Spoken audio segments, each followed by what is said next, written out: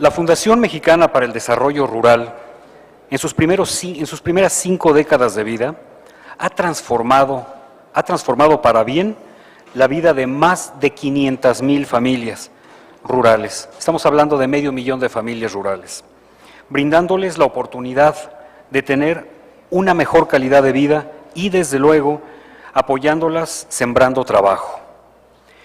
Y además de trabajo, un camino de bienestar y crecimiento.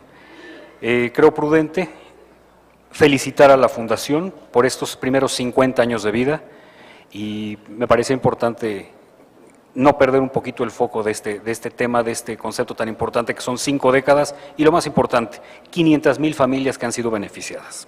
Muchas gracias.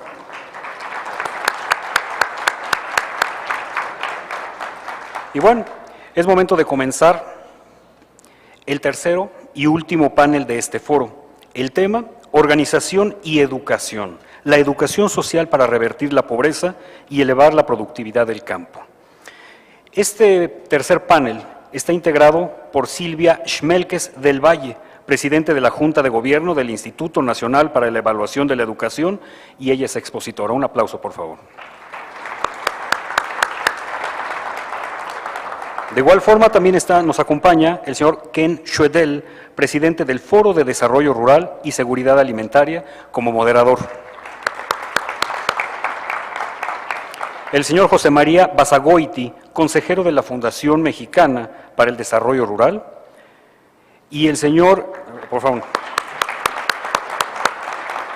y el señor Juan Blanco Fortes, director de la Fundación de Comercial Mexicana, y Noemí Osorno Magaña, ellos tres como panelistas en este tercer panel, por favor. Y bueno, formalmente, para dar inicio, antes que nada quisiera presentar a Silvia Schmelkes. Silvia Schmelkes es socióloga y maestra en Investigación y Desarrollo Educativo por la Universidad Iberoamericana. Es investigadora de la educación desde 1970. Ha publicado más de 150 trabajos sobre calidad de la educación, educación de adultos, formación en valores y educación intercultural. Fundó y fue coordinadora general de Educación Intercultural y Bilingüe de la Secretaría de Educación Pública. Fungió como presidente del Centro de Investigación e Innovación Educativa de la OCDE. Recibió la medalla Joan Amos Comenius, otorgada por la República Checa y por la UNESCO. Dirigió el Instituto de Investigaciones para el Desarrollo de la Educación de la Universidad Iberoamericana en la Ciudad de México. Actualmente, Silvia es presidenta del Instituto Nacional para la Evaluación de la Educación, también investigadora nacional nivel 3. Y en este caso, finalmente quisiera pedirle a Silvia Schmelkes que nos acompañe y que nos dirija unas palabras. Cedo el micrófono a usted. Bienvenida. Claro. Adelante.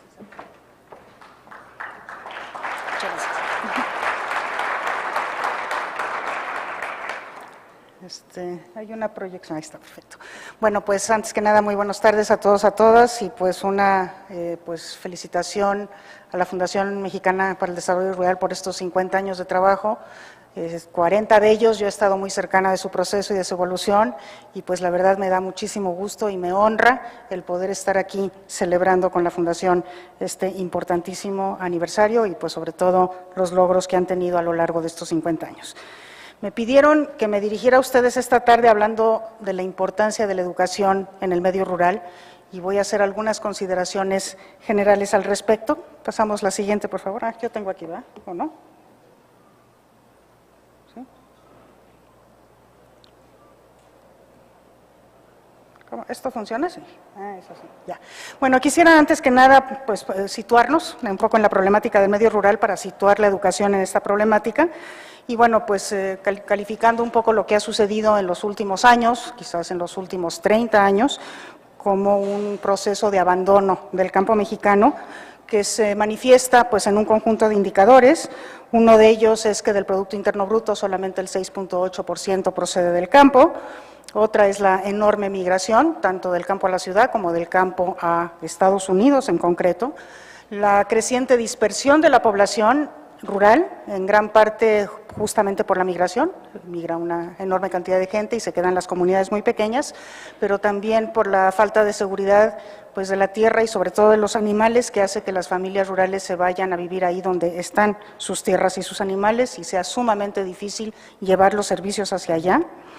Desde luego un crecimiento de la pobreza rural y también de la pobreza urbana como consecuencia de la migración sin condiciones de los que son expulsados del campo. Y pongo también ahí, a lo mejor más con interrogación, si no será que el hecho de la narcoproducción y la inseguridad que se vive en el campo mexicano en este momento es fruto también de este abandono del campo durante estas últimas décadas. La consecuencia de todo esto pues es una falta de seguridad alimentaria del país, como bien conocemos todos, hacemos una enorme cantidad, una buena cantidad de nuestros alimentos son importados, y un encarecimiento de los alimentos, que es un fenómeno claramente mundial, pero que México también lo sufre y pues toda la población es afectada, pero de manera muy especial la población que destina una mayor parte de sus ingresos a la compra de alimentos. La pobreza rural se manifiesta en el hecho de que el ingreso rural es el 25% del ingreso urbano promedio, o sea, la diferencia es verdaderamente abismal, y que 2 de cada 3 pobres viven en el campo. Esta realidad de abandono pues tiene además algunos agravantes, como son el problema del cambio climático, la deforestación que de alguna manera lo agrava, y la ganaderización del campo mexicano, que también ha agravado toda esta serie de problemas. También el campo mexicano, como bien sabemos, tiene un problema de competencia con productos importados que son producidos con subsidios, y entonces hay un problema de diferencial en costos muy importante. Hay una falta de vocación agrícola de gran parte de las tierras campesinas que se ubican sobre todo en el centro y en el sur del país, y desde luego también hay un intermediarismo desmedido que se lleva las pocas ganancias que puede dejar la agricultura. Entonces esos son los agravantes. La educación pues refleja, digamos, esta situación de abandono y de pobreza en el campo. El promedio de analfabetismo en México es de 8.9%, pero en el campo pues el analfabetismo es de 27%, y esto es muy importante porque las personas con las que trabaja la Fundación pues tienen estas características de la educación recibida. Solamente 1 de cada 10 campesinos ha recibido capacitación. El 65% de la población mayor de 15 años no concluyó su educación básica. En el medio urbano el porcentaje correspondiente es apenas del 32%, es decir, de la mitad. La generación actual mejora en sus índices educativos, la generación actual rural, en gran parte gracias al programa de oportunidades. El 88% de 12 a 14 años está en la escuela secundaria y el 59% de los que tienen entre 15 y 17 años está en la media superior, pero estos promedios todavía están bastante por debajo de los promedios en zonas urbanas, que son 93 y 73% respectivamente. Y estos pues son datos globales, pero si nos vamos a analizar la calidad de la educación que están recibiendo los campesinos, pues nos vamos a dar cuenta de que también esta calidad de la educación es bastante más baja en el campo de lo que es en la ciudad. Ahí tienen ustedes algunos datos, no me voy a detener excesivamente en esos datos, pero pueden ver ustedes que los que están en el nivel insuficiente, es decir, en el nivel más bajo de la prueba Scale, que es la que aplica la institución que ahora presido, que es el Instituto Nacional para la Evaluación de la Educación, pues es muchísimo mayor en las zonas indígenas, en las escuelas, los cursos comunitarios, que son, como ustedes saben, es la modalidad que atiende a las comunidades rurales dispersas a través del CONAFE, y en las escuelas rurales públicas. Y la diferencia de estos 3 tipos de escuela, que son todos rurales, con las escuelas públicas urbanas, pues es muy fuerte, tanto en español como quizás sobre todo en matemáticas. Entonces, bueno, no únicamente tienen una escolaridad mucho más baja que la escolaridad en la zona urbana, sino que esa escolaridad que tiene una calidad medida en resultados de aprendizaje, pues también bastante menor, sensiblemente menor de la que se obtiene en las zonas urbanas. Entonces, cuando los habitantes del medio rural llegan a una edad productiva, pues están jalando consigo muchos de estos problemas, a veces de falta de acceso, a veces de no terminación y siempre de una mala calidad de la educación recibida. Y bueno, desde esta perspectiva, entonces, ¿cuál sería la importancia de la educación? Llegando ya al tema que me han solicitado que trabaje con ustedes, pues lo primero que yo diría es que la investigación, sobre todo la investigación educativa, ha constatado, tanto a nivel mundial como en nuestro país, pues efectos constatados de la escolaridad y de la calidad educativa. Hay efectos muy claramente económicos, y refiriéndome específicamente a los efectos económicos que se ven en relación con la producción agrícola. Bueno, el primero es que la productividad aumenta cuando se tiene mayor escolaridad y sobre todo aumenta cuando hay transformaciones en el entorno que dan facilidades para que se modifiquen las condiciones que afectan la productividad. Pero cuando esto ocurre, la educación realmente tiene esta posibilidad de que la productividad tanto de la tierra como del trabajo aumente. También entre aquellos que están más escolarizados hay una mejor interpretación del entorno y de los cambios que están ocurriendo y por lo tanto se toman mejores decisiones que anticipan cambios que vienen en adelante. Hay un comportamiento de mucha mayor seguridad frente a los mercados, frente al mercado de trabajo, frente al mercado de insumos, frente al mercado de productos, cuando se es más escolarizado. Hay una mayor capacidad de enfrentar las incertidumbres, de encontrar la manera de darle la vuelta, digamos, a las situaciones cuando no se previeron lo suficiente. Y todo esto nos explica por qué la escolaridad tiene un impacto, específicamente en el campo, pero en general, sobre mayores ingresos y mayor movilidad social. Todos estos son efectos que la literatura nos da cuenta de que existen en nuestro país y, como decía, de que existen a nivel mundial. La injusticia educativa estriba en el hecho de que, sabiendo que estos efectos son posibles, estos efectos no se estén dando o no se estén dando con todos los sectores poblacionales o en todos los casos. Pero bueno, también hay efectos de naturaleza, ¿por qué los perdí? Social, no solamente de naturaleza económica. Ay, perdón. ¿Qué hice,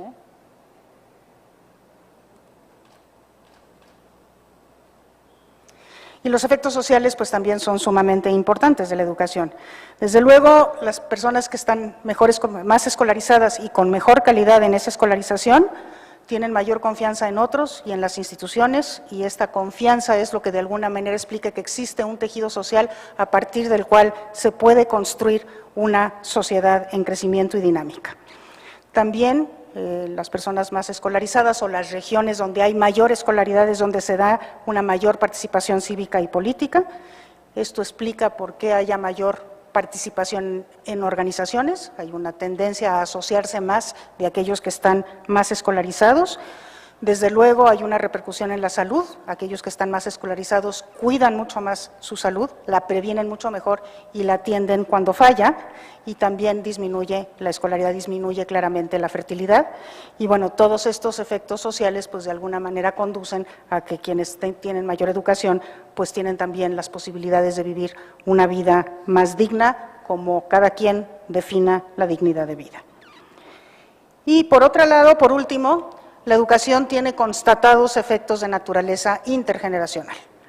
De alguna manera lo que explica la diferencia entre países como Argentina, como Costa Rica, como Chile y países como México es el tiempo en el que estos países universalizaron su educación básica, justamente porque los padres de familia de la generación que viene es una generación que está escolarizada más tempranamente que en el caso de la mexicana, y entonces hay una dinámica en ascenso porque los padres más escolarizados tienden a escolarizar más a sus hijos, estos hijos tienden a ser más saludables y tienden a tener también una mayor integridad psicológica de los hijos. Entonces hay efectos que no únicamente se quedan en la generación que se está atendiendo, sino que pervaden a la siguiente generación y generan un dinamismo educativo de una enorme importancia.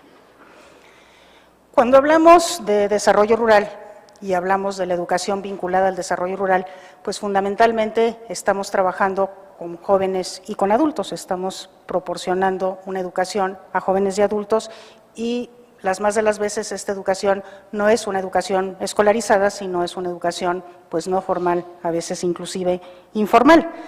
Pero lo que sabemos respecto de la educación de los adultos nos indica que esta educación para jóvenes y adultos tiene unas enormes ventajas sobre la educación escolarizada para niños e incluso para los jóvenes.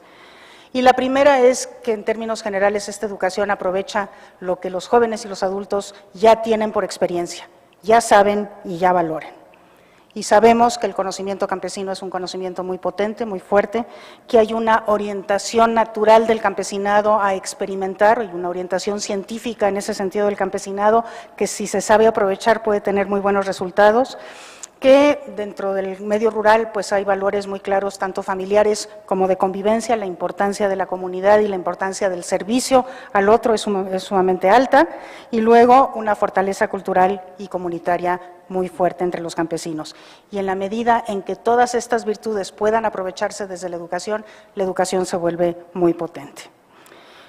Otra característica es que la educación es situada, es decir, la educación se da en función del contexto específico y de sus posibilidades de transformación. No es una educación teórica, conceptual, abstracta, sino es una educación situada, relacionada con las posibilidades de cambio en el contexto mismo. Es una educación para el aquí y el ahora, y es una educación para transformar la realidad inmediata, y eso también pues le da enormes virtudes a un proceso de desarrollo o de crecimiento productivo.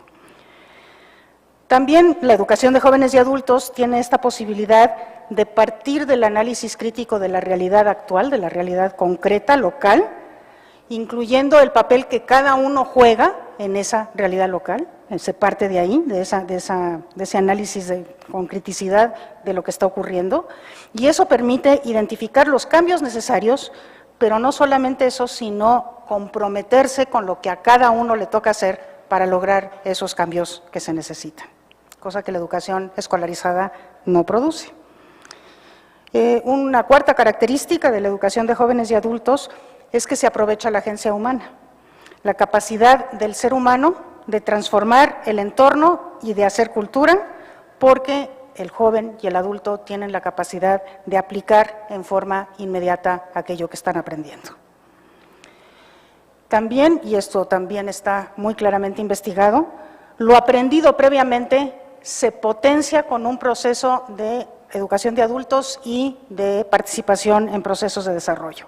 Entonces, la educación aparece como una variable dependiente del desarrollo, en el sentido de que cuando se dan condiciones para que se transforme el entorno en el sentido del desarrollo, en esa medida la educación previamente adquirida toma un lugar importante, cuando de otra manera pues puede permanecer enteramente latente. Y por último, no es lo último que sucede, pero lo último que voy a mencionar es que cuando hay un proceso de esta naturaleza se generan nuevas necesidades educativas y se despierta el interés por seguir aprendiendo. Entonces es una dinámica que recoge lo aprendido previamente, lo potencia y genera nuevas necesidades educativas que se pueden seguir persiguiendo. ¿Por qué es importante hacer educación de adultos en el medio rural tendiente al desarrollo en este momento? Bueno, yo creo que es importante por todo lo que dije al principio, pero además hay algunos aspectos coyunturales que vale la pena mencionar. El primero es que se va cerrando la válvula de escape del desfogue que representaba la migración, sobre todo la migración internacional. Esta es cada vez más difícil, está disminuyendo notablemente, y entonces estas personas se están quedando en el país, y al quedarse en el país pues requieren de lugares en donde situarse y situarse productivamente. También porque cada vez es más evidente que México se ha equivocado en sus políticas de desarrollo rural, en el sentido que ha provocado un desarrollo regional desequilibrado y pues fundamentalmente una agricultura bipolar y una concentración en el desarrollo urbano por encima del desarrollo rural, y entonces eso ha generado una conciencia creciente de la necesidad de un desarrollo regional muchísimo más equilibrado, de la inversión para el desarrollo de las regiones que en este momento están más bien expulsando personas.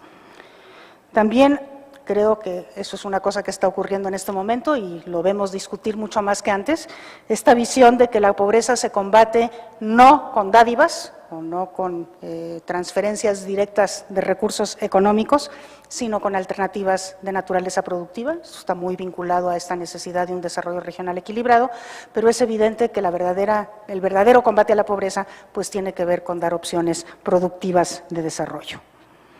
Y por otro lado, ya de manera muchísimo más coyuntural, pues tenemos una crisis alimentaria, que bueno, esperemos que sí sea coyuntural, que no sea una cosa estructural, pero la crisis alimentaria pues hace necesario el volver a ver el campo y hacerlo productivo nuevamente, y además pues está creciendo de manera notable en el mundo un mercado, tanto nacional como mundial, para los productos que provienen de una producción sustentable y que son sanos para el consumo.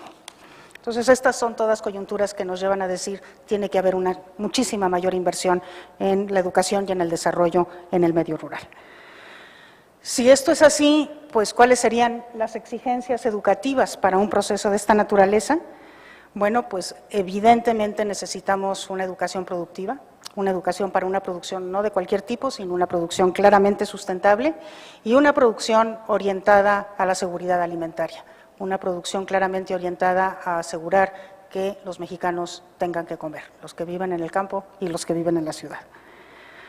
También una exigencia muy importante es una educación para la asociación productiva, porque sabemos que los individuos solos es difícil que puedan enfrentar las demandas productivas del mundo actual, y entonces una asociación productiva, como bien sabe la Fundación, porque a lo largo de los 50 años lo ha venido haciendo, para la compra de insumos, para el acceso a los servicios técnicos, para el desarrollo de cadenas productivas, para agregar valor al producto, para comercializar el producto, mucho más ahí que en la producción misma, pero en todas estas áreas se necesitan asociaciones, y para asociarse pues se necesita una formación en valores, la formación social básica que la Fundación ha manejado a lo largo de su historia, porque no se puede uno asociar sin entender que necesita uno desarrollar la capacidad de participación, el respeto al otro, el sentido de responsabilidad de las decisiones personales, no solamente la responsabilidad sobre mis propios intereses, sino sobre los intereses de los demás,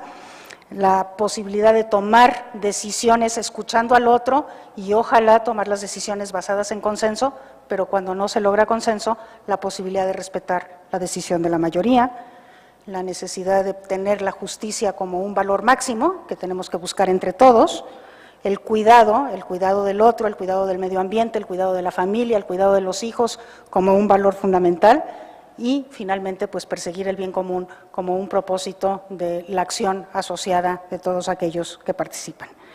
Y desde luego también pues una educación para la participación ciudadana, que quizás esto es la parte más importante, que no se da por sí sola, se da como consecuencia de todo lo anterior, pero en la medida en que tengamos sujetos viviendo en el campo que se asocien productivamente con estos valores, pues tendremos la certeza de tener asociaciones y personas con muchísima mayor capacidad de propuesta ciudadana, con responsabilidad, con criticidad y, desde luego, preocupadas no únicamente por esta generación, sino también por las generaciones siguientes, lo que se refleja en su preocupación por la sustentabilidad y por la educación de sus hijos.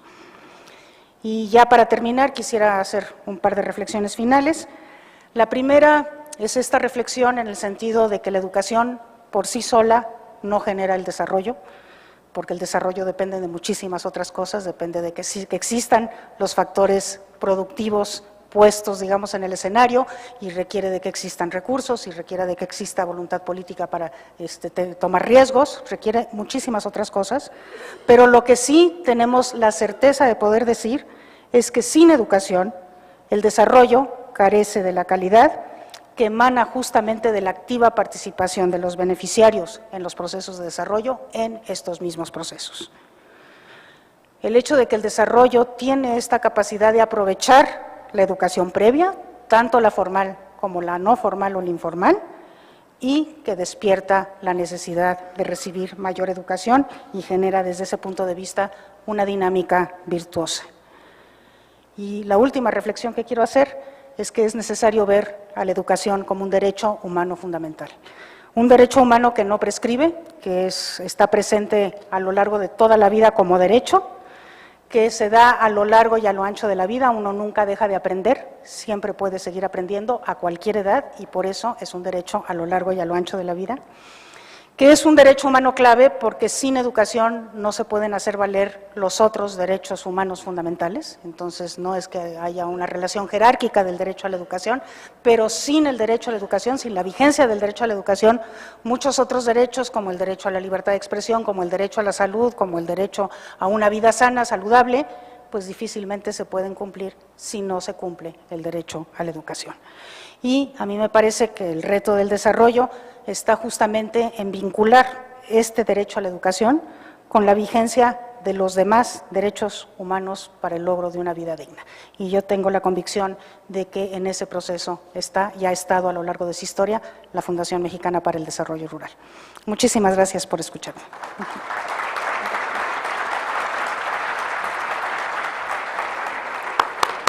Muchas gracias Silvia.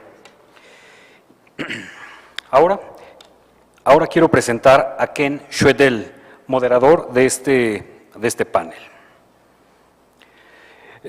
Ken Schwedel es doctor en Economía Agrícola de Michigan State University, es consultor independiente y actualmente asesor del Consejo Ejecutivo del Consejo Nacional Agropecuario.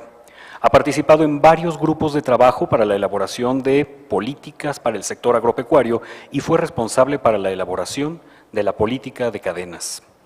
Con su experiencia ha ocupado cargos directivos como director ejecutivo de análisis agroindustrial de Rabobank International, director de la Asociación Americana de Soya para México, América Central y el Caribe, subdirector del Departamento de Estudios Económicos del Banco Nacional de México.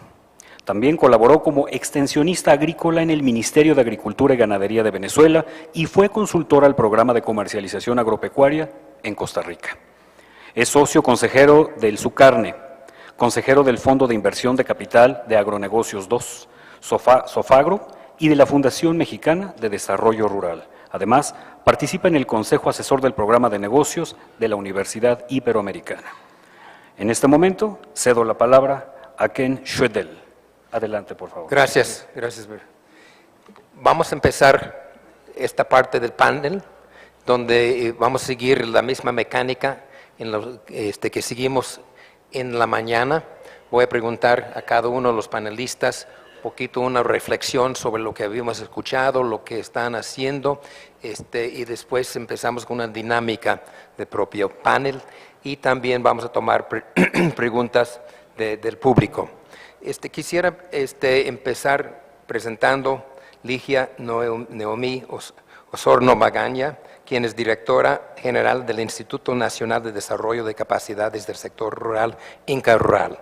Ella estudió Contaduría Pública en la Universidad Autónoma del Sureste y se ha especializado en temas como administración y organización de la educación, gestión estratégica para la productividad y aprendizaje y aplicación de métodos y técnicas en la producción de enseñanza en la modalidad de educación a distancia. Antes de tomar el cargo de directora general de INCA Rural, su más reciente cargo ha sido la de subdirectora de Administración y Finanzas de la Universidad Digital del Estado de México.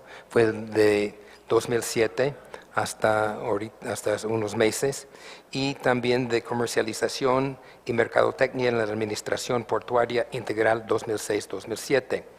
Habíamos escuchado mucho lo que es la presentación de la doctora Schmelkes, está hablando de la necesidad, de lo que es la importancia de la educación. En la mañana hablamos de lo que es extensionistas, y a lo mejor estoy equivocado, pero yo lo veo a ustedes como un poquito como los extensionistas de la educación hacia el campo mexicano. ¿Nos puede platicar un poquito lo que es el papel de INCA Rural, lo que están haciendo y cómo ven ustedes lo que es la importancia de educación en el sector rural?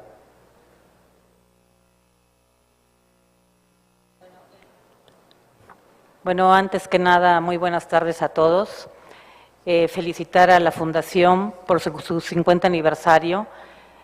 Tuve la oportunidad de trabajar hace algunos años con la Fundación en el estado de Morelos, con muy buenos resultados. Hoy para mí es un honor estar participando con ustedes, sinceramente, de un gran aprendizaje. Se los digo de corazón, creo que soy una pionera en esto después de escucharlo a cada uno de ustedes. ¿Qué está haciendo el INCA en este sentido? Nosotros como institución estamos construyendo a través del SENACATRI, que es el Sistema Nacional de Desarrollo de Capacidades y Extensionismo Rural.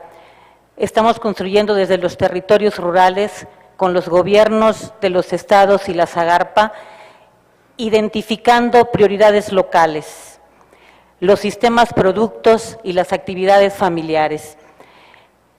Lograr esas articulaciones de los trabajos con los prestadores de servicios profesionales, con las universidades, con las instituciones. Estamos trabajando, vinculándonos con los distritos de desarrollo rural para formar una red de conocimiento. En eso estamos trabajando ahorita en lo que es el instituto. Gracias. Vamos a seguir con José María Basegoiti. El señor Basegoiti es ingeniero industrial graduado de la Universidad Anáhuac. Posee estudios posgrados del IPADE en Administración de Empresas. Actualmente es vicepresidente de Agrícola Ganadera San Ignacio de Loyola y ha sido consejero delegado del restaurante Loyola Centro Vasco. Espero que nos inviten a comer ahí ya después del evento, ¿no? No. También ha sido experto en finanzas, por eso dice que no. También desempeña actividades como consejero del Consejo Nacional Agropecuario y el Consejo de la Fundación Mexicana para el Desarrollo Rural. Preside una empresa dedicada a pagos y depósitos por medio de celular. Ingeniero Basegoiti, nos puede, escuchamos de nuevo, escuchamos lo que dijo el doctor Schmelkes, lo que dijo de Inca Rural. ¿Cómo relaciona todo esto la fundación? ¿Qué está haciendo la fundación? Tengo entendido pues, de que una parte clave de lo que es el modelo de la fundación es educación. Entonces, ¿nos puede platicar un poquito de cómo es, qué es la fundación y cómo relaciona el trabajo de la fundación con propiamente la educación en las zonas rurales? Bueno, efectivamente, durante todo el día de hoy hemos estado platicando sobre organización, que es muy importante para la cuestión de comercialización, para la cuestión de logística, para la cuestión de todo lo que tiene que ver con la relación entre los miembros del campo. Sin embargo, una parte importantísima de la Fundación Mexicana para el Desarrollo Rural es el factor que yo considero el más clave de todos, que es el de la educación. Como decían hace un momento, sin educación está difícil que la gente se trate de organizar, pueda organizarse. Entonces, si recordamos que la educación, la palabra educación viene del latín, en donde hablan de educere, que quiere decir sacar, extraer de las personas lo mejor de ellas. Ya lo decía el director de PepsiCo, que hay que sacarle a la gente las cosas. Entonces, este sacar y extraer es algo a lo que nosotros en la Fundación nos estamos dedicando, sacarle a la gente su potencial, el potencial humano, el potencial de trabajo, el potencial de familia, promover un poquito el desarrollo intelectual y cultural de las personas. Aunque haya a veces ignorancia, la gente tiene intelecto y la gente tiene culturas y tiene ambiciones, etcétera, etcétera, y pues desarrollar desde sus potenciales psíquicos y cognitivos al máximo, educando, haciendo al educando activo en este proceso de educación. Hay que distinguir muy claramente en la diferencia que hay entre educación e instrucción. Educación prevalece y sigue hacia adelante por generaciones y generaciones. La instrucción es algo que aprende alguien y que se puede quedar, se puede olvidar, etcétera, etcétera. Por esa razón y por otras, como que en México las prácticas productivas en la mayoría del sector rural son ineficientes, de baja productividad, con los correspondientes resultados de calidad que deja mucho que desear. Los costos de producción son elevados y por ello se origina el autoconsumo solamente por falta de posibilidad de competir en mercados, de salir más a vender, y una incertidumbre absoluta de la posibilidad de venta de sus productos. Esto genera familias con bajos ingresos y comunidades pobres. Por otro lado, como vimos, la agroindustria tiene acceso, pero tiene acceso limitado muchas veces a los insumos nacionales de calidad y de volúmenes suficientes, lo que genera importaciones de insumos y genera que nuestros propios gentes en el campo no puedan ser lo suficientemente importantes para la parte alimentaria. Y, desgraciadamente, también existe una pobre vinculación entre la agroindustria y el campo, y eso es algo que en la Fundación, con su programa Educampo, que yo hace un rato oí algo que decía, alguien que decía remedio mágico. Quizá la educación no es un remedio mágico, pero es un remedio práctico, en donde podemos utilizar los conocimientos que tenemos nosotros, las capacidades que tenemos nosotros, para sacarle a los campesinos, y no quiero decir campesinos, quiero decir productores, para darle la dignificación que deben de tener los productores. Lo que queremos hacer es productores. Y, pues, con el apoyo al productor rural, como individuo y como parte de una sociedad, pues ayudarle con Educampo a tener la oportunidad de sobrevivir, por un lado, de ser el campesino, de pertenecer, de permanecer en una comunidad y, finalmente, en su nivel de trascender en organizaciones de productores que con espíritu cooperativo desarrollen las virtudes de la solidaridad y la subsidiariedad para el desarrollo de su individualidad y de su comunidad. El programa de educación social básica de Fundación refuerza los principios y valores con los que el individuo se podrá desarrollar integralmente dentro de una comunidad. Además, el programa genera acceso a asesoría y capacitación técnica a través de un paquete tecnológico que asegura que los insumos como semillas, fertilizantes, agroquímicos, sean los adecuados, así como el aseguramiento financiero de protección de la cosecha en caso de siniestros. El programa brinda accesos a financiamiento sin intereses, con pagos al final de la cosecha en función de la productividad. Como consecuencia de estas acciones y estrategias, se generan productos de calidad y con volúmenes suficientes para negociar ante los compradores la entrega de productos para que estos reciban calidad, seguridad de abasto y precios en su proveeduría y consumos. Pero lo más importante de esta estrategia es que, a través de una estrategia no asistencialista de educación de los productores, como lo es Educampo, se generan calidad de vida, mejores oportunidades para las siguientes generaciones y, ¿por qué no?, mejores ingresos. En 2012, Educampo apoyó a casi 2,000 productores en más de 11,000 hectáreas de sembradíos. Sus ventas fueron arriba de 200 millones de pesos en estados como Chiapas, Campeche, Jalisco, Veracruz y Quintana Roo, en la producción de maíz y sorgo principalmente, con un crecimiento de producción por hectárea en tierras de temporal de 1,5 toneladas por hectárea hasta, en algunos casos, 7,2 toneladas por hectárea. Mejor aún, se han más que quintuplicado las utilidades para los agricultores y clarísimamente la Fundación está poniendo su granito de arena para ese incremento del 70% necesario para los próximos 30 años en la cuestión alimentaria, como decía Daniel Servitje. Los resultados del programa no solamente son cuantitativos, sino también cualitativos.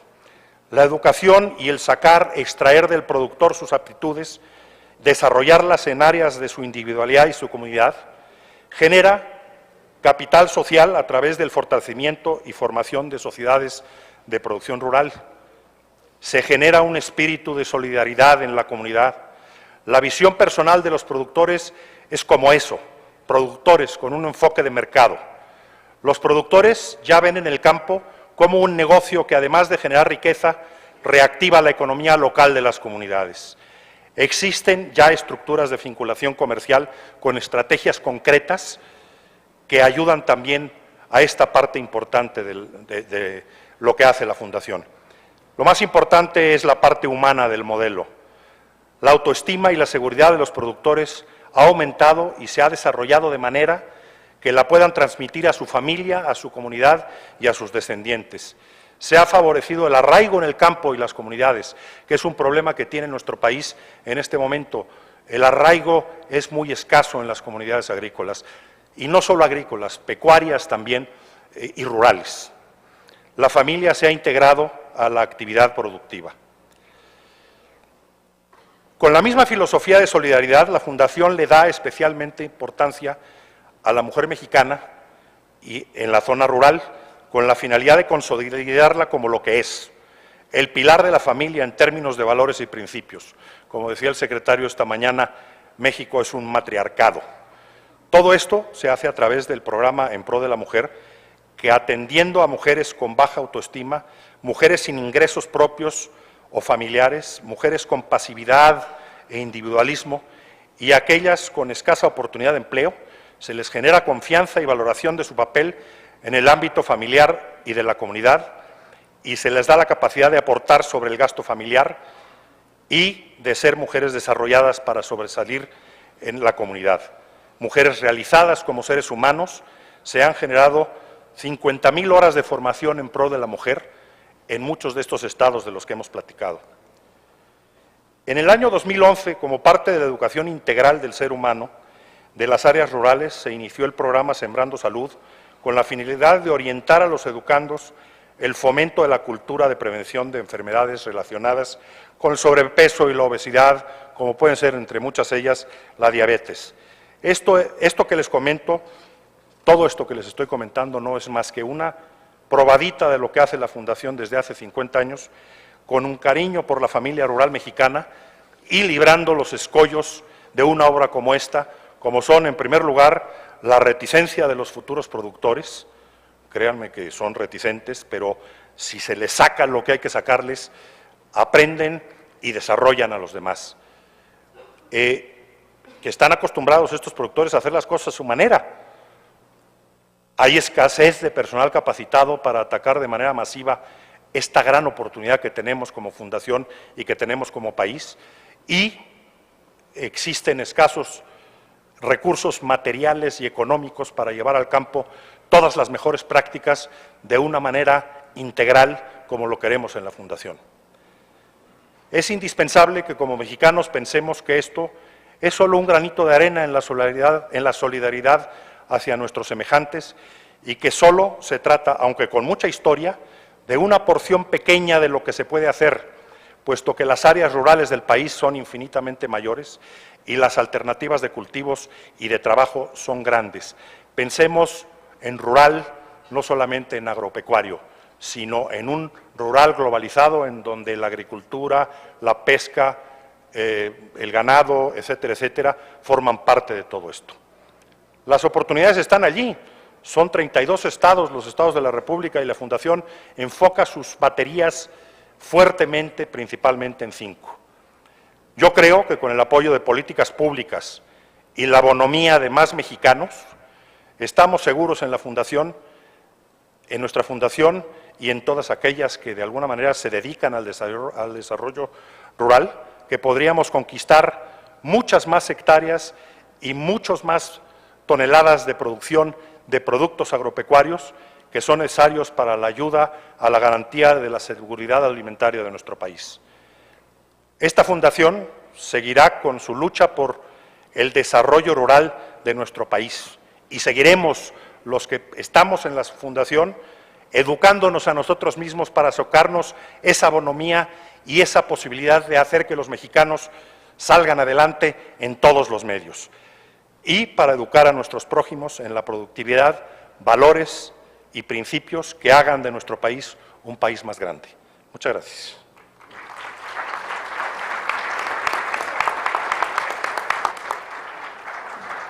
Cuando asumí el papel de moderador del panel, le dije a los panelistas que una de las cosas que voy a hacer es hacerlos sufrir. Entonces, para hacerlos sufrir, voy a brincar un poquito, cambiar un poco la dinámica del panel, y siento que, dije, hay mucho más que nos puede contar de lo que están haciendo. Entonces, déjame preguntarte, a ver si nos puede platicar un poquito más de lo que están haciendo, por favor. Muchas gracias. Profundizando un poco dentro del marco del estudio sobre política rural en México, que llevó a cabo la OCDE en 2006 en coordinación con la Zagarpa y el Inca Rural, de los 2.456 municipios existentes en el país, se tipificaron como rurales 991, que de acuerdo a los resultados del conteo rápido de 1995, eran habitados por poco más de 7 millones de pobladores y 763 de los que se clasificaban en alta y muy alta marginación. De su población mayor a 15 años, más del 48% no terminó la primaria y el porcentaje de analfabetismo era muy cercano al 24%.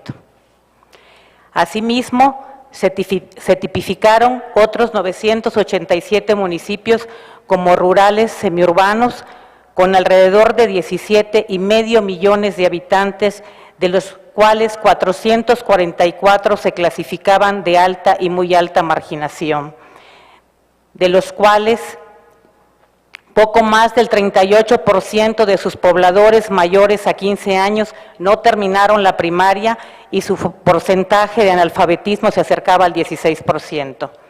Conforme a lo anterior, podemos decir que prácticamente de cada 10 municipios en el país, 8 de ellos tienen fundamentalmente un perfil rural y de estos el 60% son de alta y muy alta marginación, y en los que con un amplio segmento de su población ha sido excluida de la educación formal.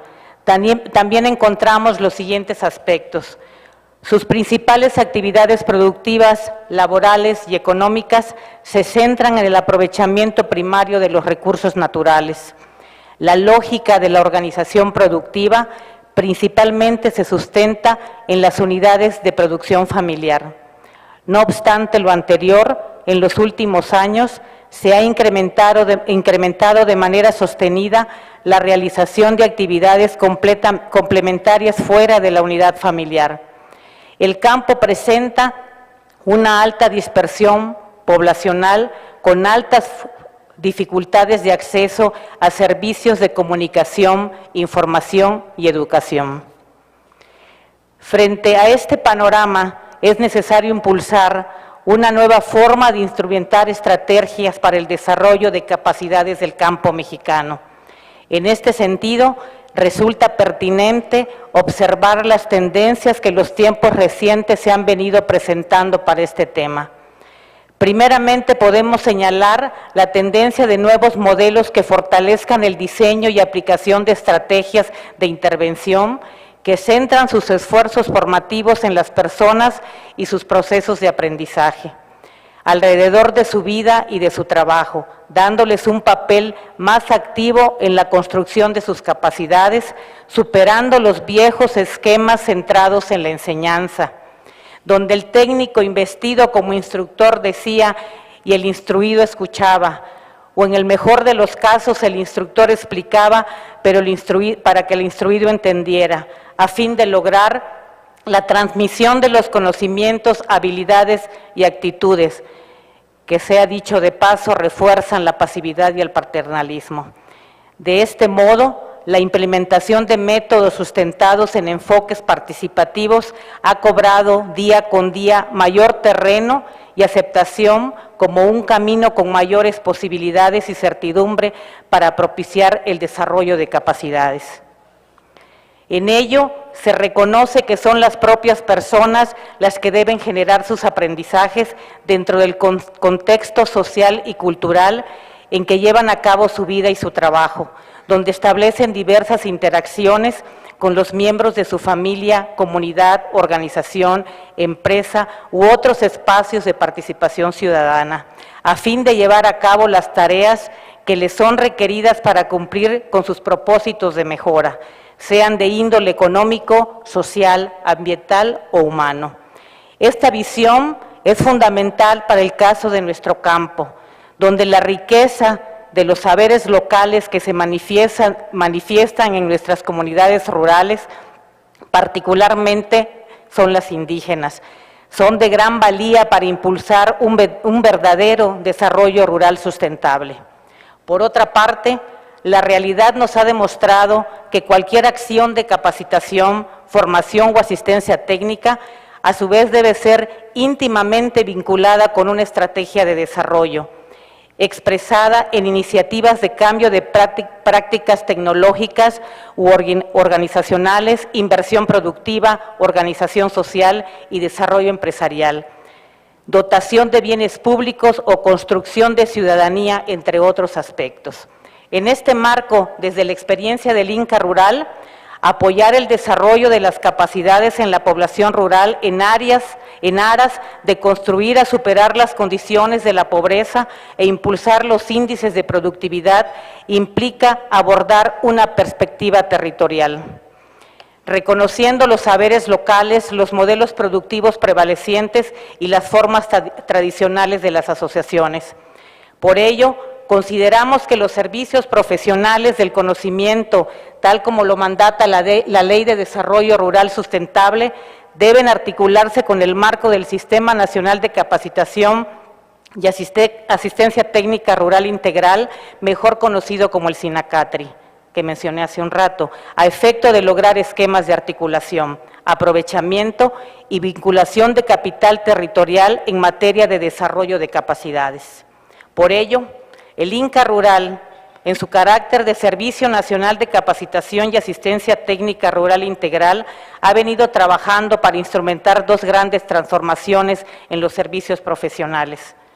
Las primeras de ellas es pasar de las atenciones a unidades productivas rurales hacia la atención de encadenamientos productivos o clústeres. Ello porque la atención primordial de unidades productivas necesariamente nos conduce a ubicarnos primordialmente en la producción primaria y en la iniciativa individual, segmentando los agentes económicos y propiciando la dispersión de los esfuerzos y baja cobertura de atención. En contraparte, la atención clúster facilitará la instrumentación de estrategias de intervención territorial mediante redes de innovación. Esto obligaría a la incorporación de las perspectivas del mercado y propiciaría la asociatividad para generar economías de escala y agregación de valor. Del mismo modo, se tendrán mejores condiciones para focalizar los recursos de desarrollo de capacidades de extensionismo rural hacia los clústeres de mayor prioridad, así como articular el desarrollo de capacidades para las gestiones innovadoras, con los instrumentos de política orientados a inversiones productivas estratégicas. La segunda gran transformación que estamos promoviendo es pasar de una concepción de estrategia basada en la participación de técnicos extensionistas hacia la conformación de redes de gestión del conocimiento para la innovación y competitividad territorial.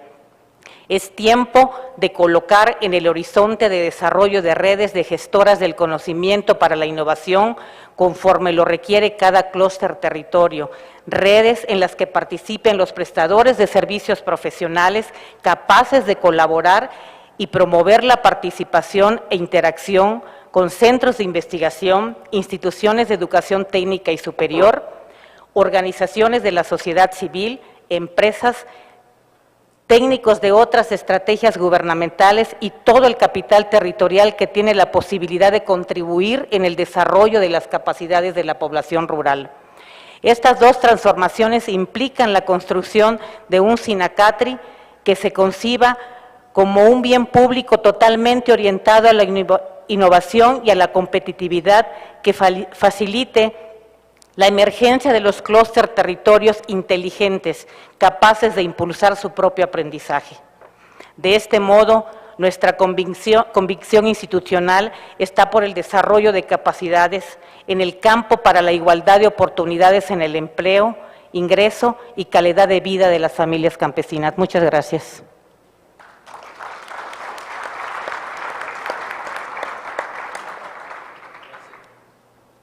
Gracias.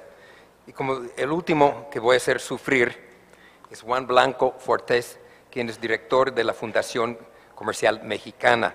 Él estudió la licenciatura en Administración Educacional de la Universidad Anáhuac. También cuenta con una maestría en Dirección de Empresas del IPADE.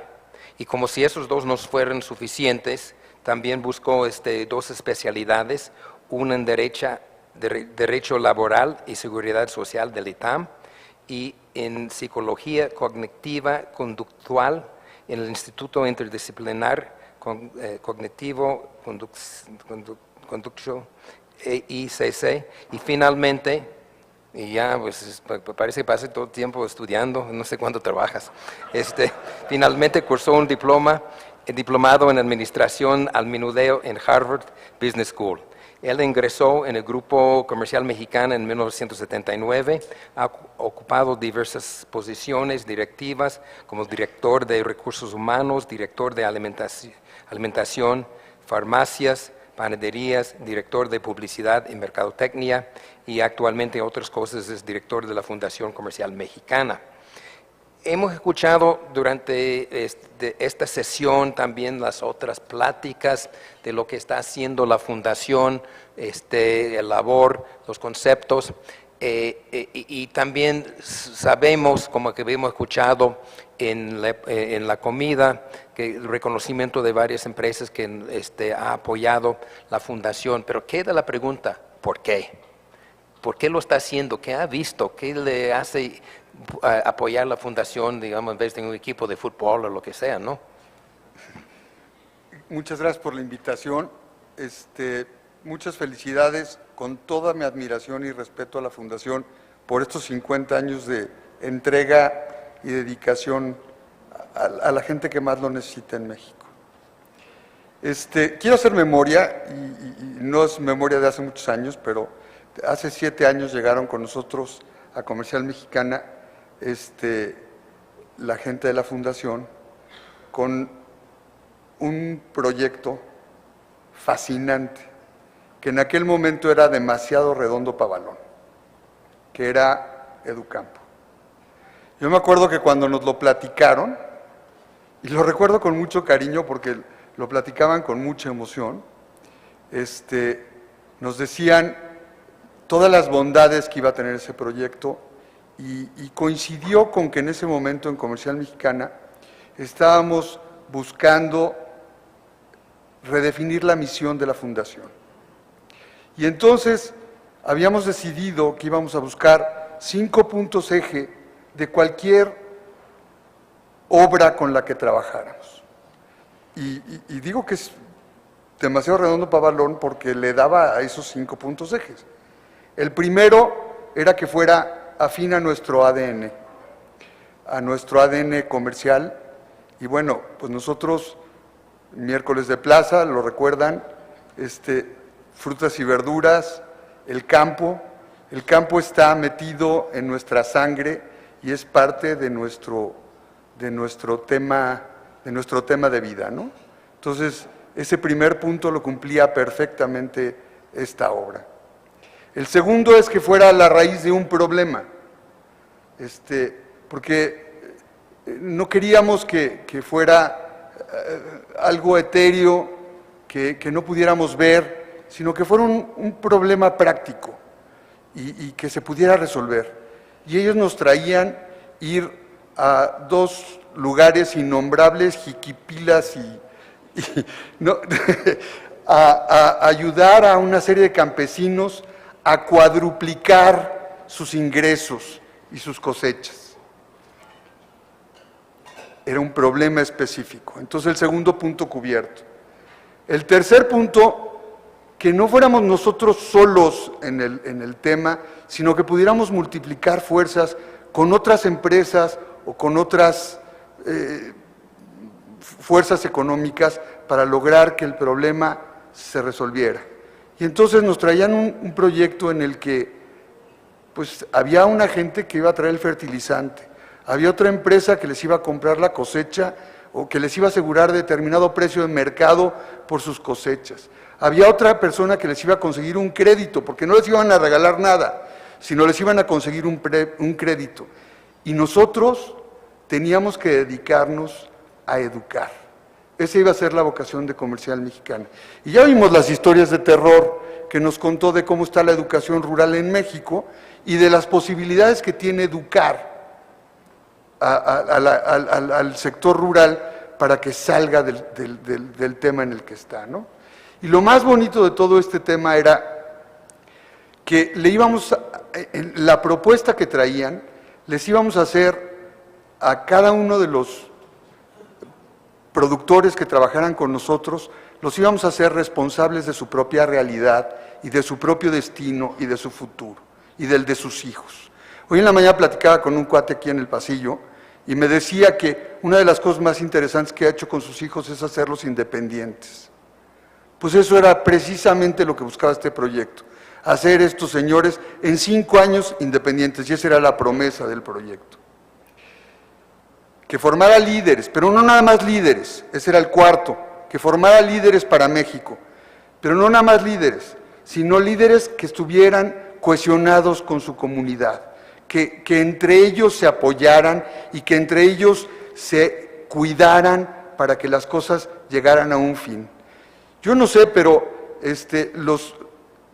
la cobranza del crédito, y no sé cómo estén exactamente las cifras, pero creo que tiene niveles récords.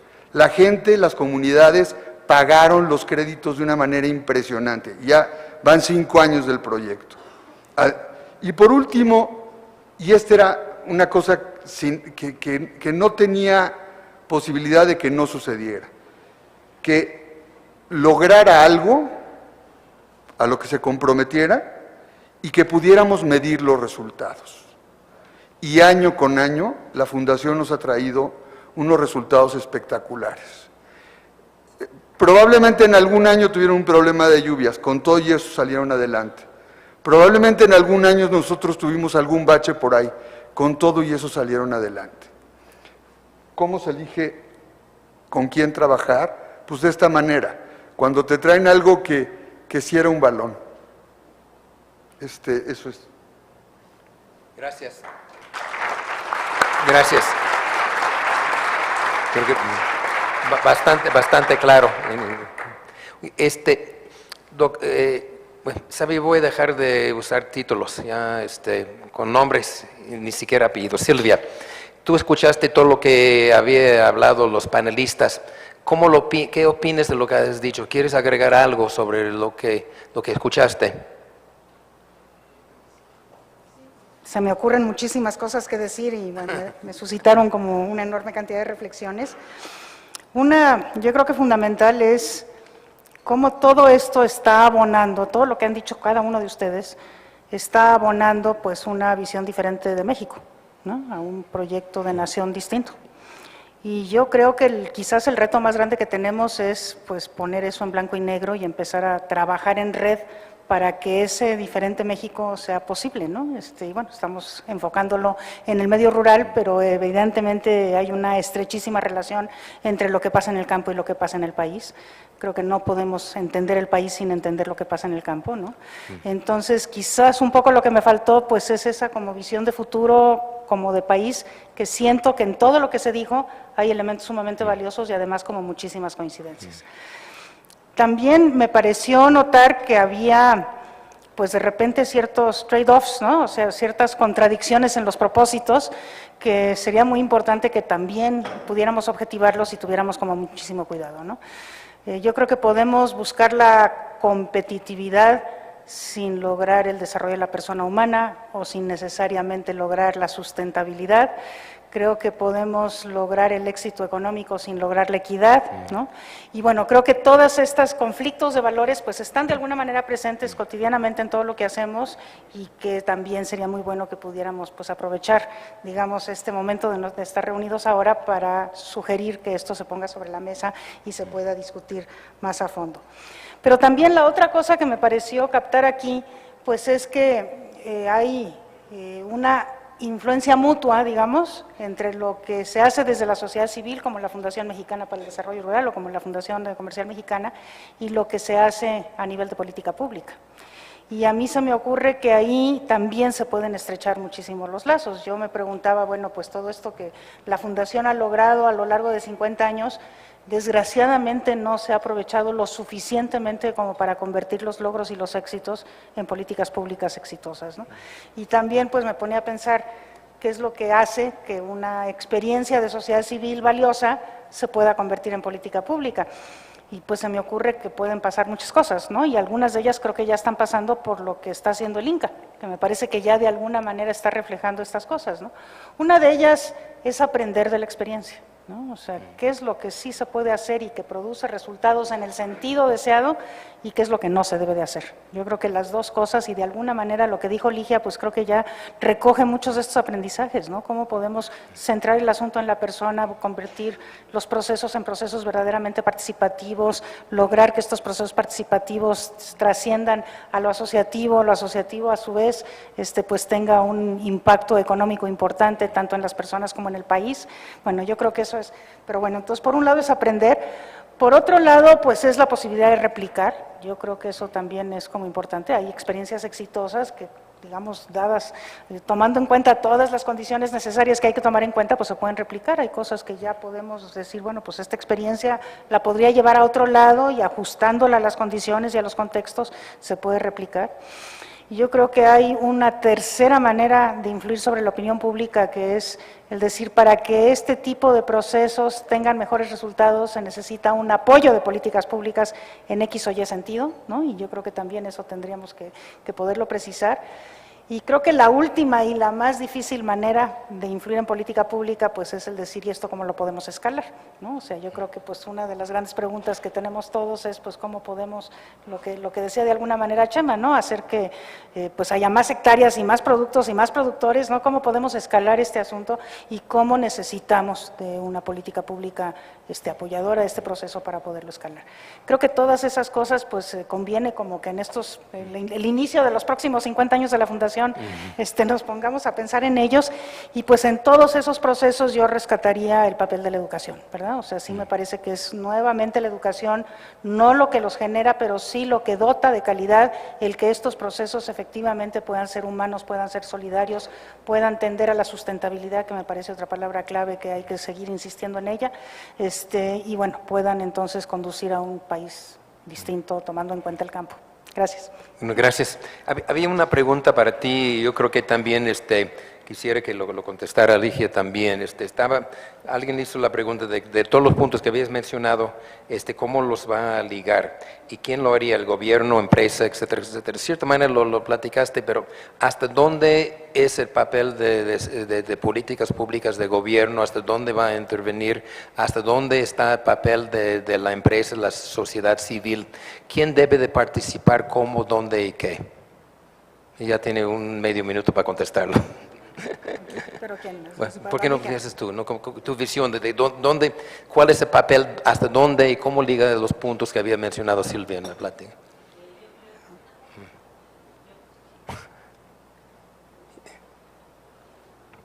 Ya. Yo considero en lo que ha venido trabajando el INCA en coordinación con la SAGARPA a través de la red territorial. Hemos venido trabajando con los prestadores de servicios, vinculándonos con los distritos, como dije anteriormente, de desarrollo rural. Yo creo que la experiencia que he tenido en estos últimos meses, y estamos todos conscientes de ellos, es el rezago en que se encuentra el campo mexicano.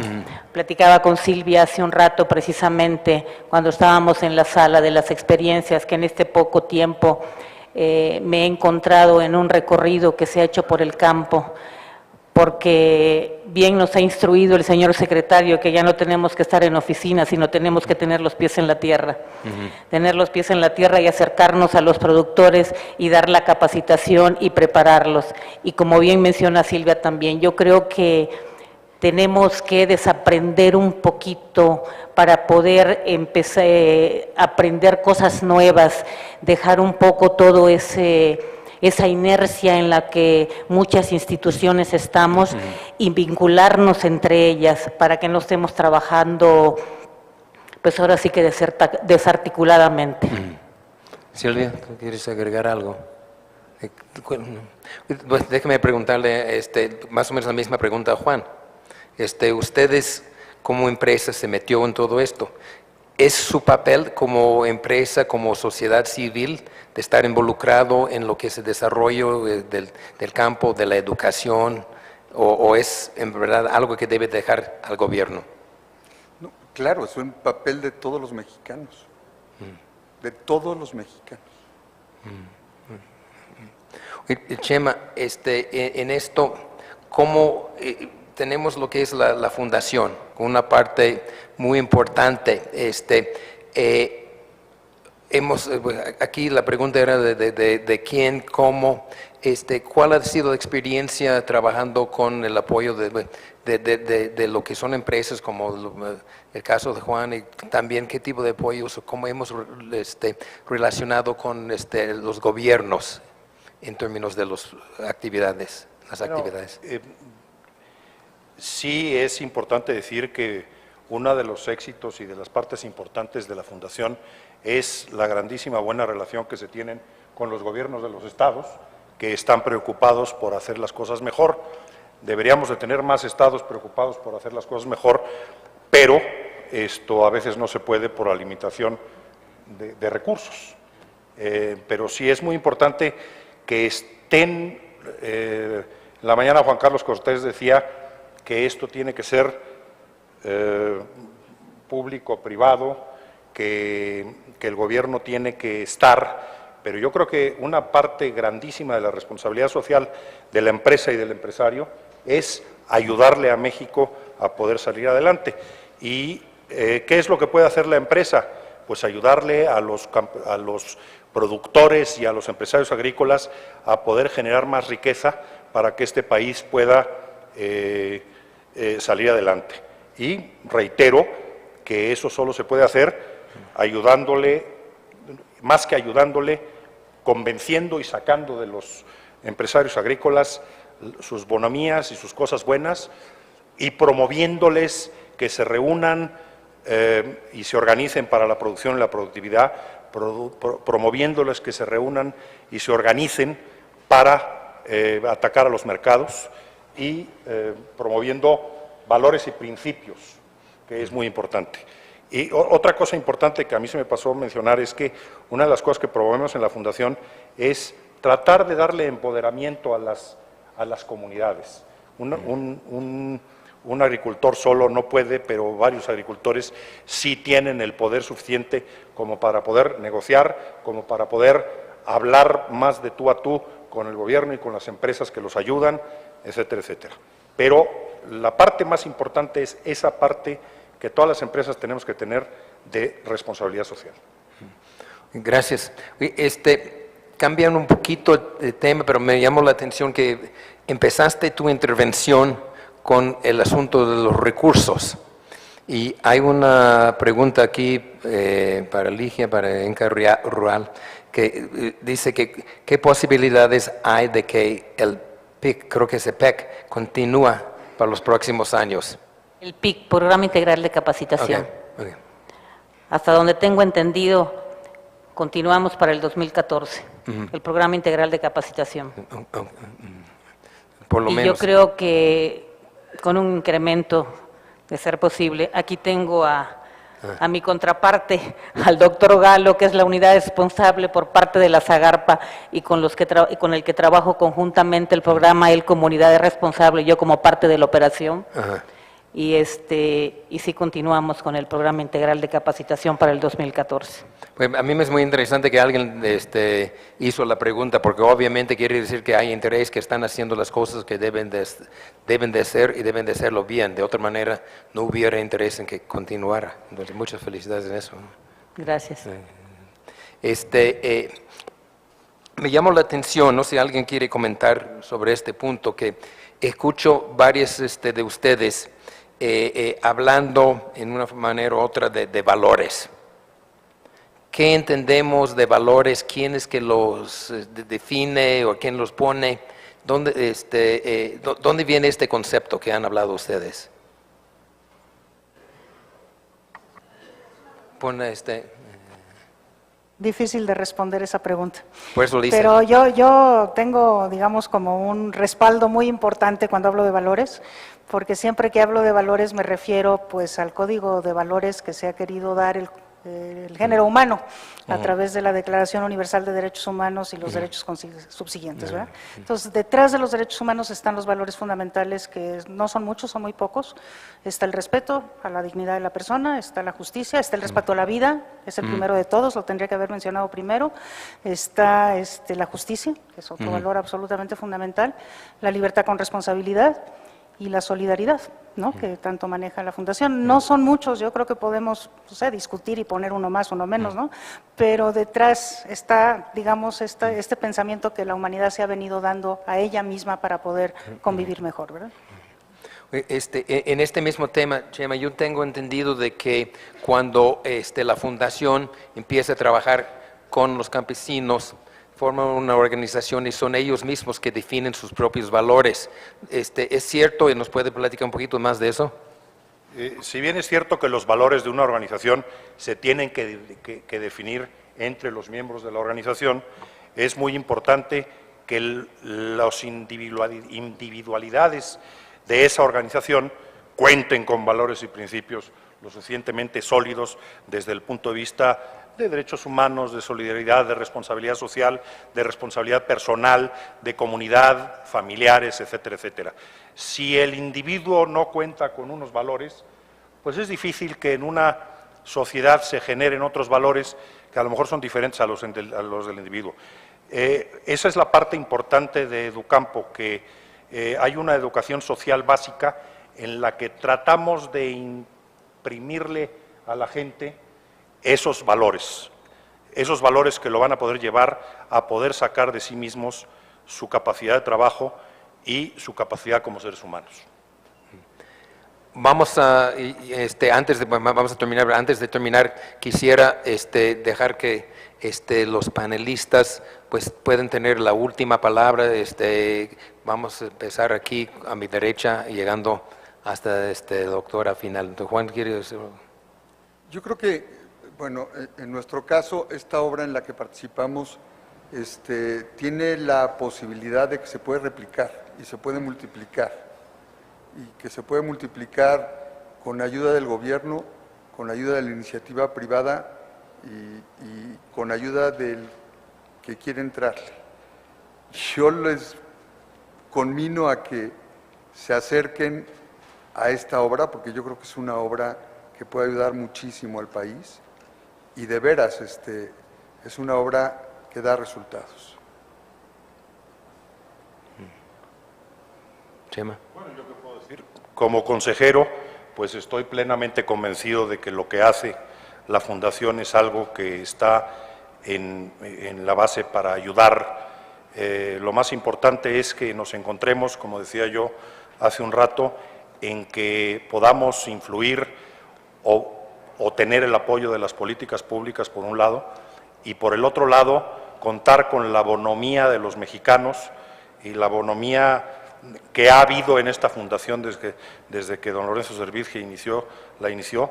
Creo que es importante sacarnos a nosotros mismos esa bonomía y acercarnos a esta fundación desde el punto de vista de trabajo económico, de apoyo moral, etcétera, etcétera, para que podamos seguir adelante los próximos 50 años. Igual me uno a esas palabras y, bueno, la institución que represento se pone a las órdenes de la Fundación, la felicita por el trabajo que viene desempeñando. Como les decía anteriormente, yo tuve una experiencia hace algunos años con ella, de las cuales se lograron excelentes resultados, y yo creo que estamos en el momento de vincularnos estrechamente para lograr muchos objetivos, tantos que tiene la Fundación como nosotros como institución. Silvia, doctores. Quisiera también terminar felicitando a la Fundación, pero fundamentalmente porque pues yo creo que México tiene un grandísimo problema, tiene muchos, pero tiene uno muy grande, y ese muy grande es un problema de inequidad, ¿no?, que es problema que está a la base de muchos de los otros, y me parece que la Fundación Mexicana para el Desarrollo Rural, tanto así como el INCA y como algunos de los que trabajamos desde el campo de la educación, pues tenemos muy claro el foco puesto sobre mejorar la equidad y la justicia en este país, y bueno, creo que ese es el signo de futuro, y pues yo quisiera terminar con una felicitación por esta orientación tan importante de la Fundación. Muchas gracias. Gracias. Usted sabe que yo voy a aprovechar un minuto de unas reflexiones. Me quedó en verdad frío con lo que empezó la doctora Schmelkes, con lo que es el nivel de la educación en el campo, las implicaciones de un campo.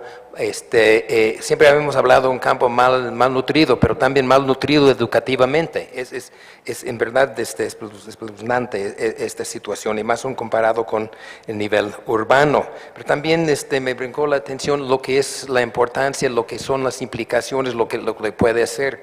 También en este concepto de lo que es la presentación de Inca Rural, cuando estaba hablando de clusters. Estaba metido en algo en esto, y se ve que mucha gente habla de clusters como una cantidad de edificios, pero muy pocas, y por eso les felicito mucho, y creo que van ligando lo que viene diciendo la doctora, la parte educativa, la necesidad de capacidad. O sea que un clúster sin educación no es un clúster. Entonces yo creo que está bastante interesante cómo van ligando en los conceptos. Y los conceptos, sí. Me quedó, yo había mencionado valores como una cosa que ha ligado todas las pláticas, pero también es autoestima. La autoestima, lo que puede ser, lo que es capaz un ser humano con la autoestima. Y esto creo que es una de las cosas que tiene lo que es el modelo de la fundación. Creo que eso es donde es diferente el modelo de la fundación con otros modelos de desarrollo. Es donde sí hay la parte de comercialización, hay la parte de tecnología, pero lo hemos visto en otros lados. Pero poco hemos visto la parte de organización, educación y capacitación. Yo creo que eso es lo que diferencia este modelo, y por eso propiamente hemos decidido poner la parte de educación como la último panel el día de hoy. Entonces no me queda más que agradecer a los panelistas el tiempo, la intervención y también la iluminación de los conceptos que habían hablado ustedes. Muchas gracias por acompañarnos el día de hoy.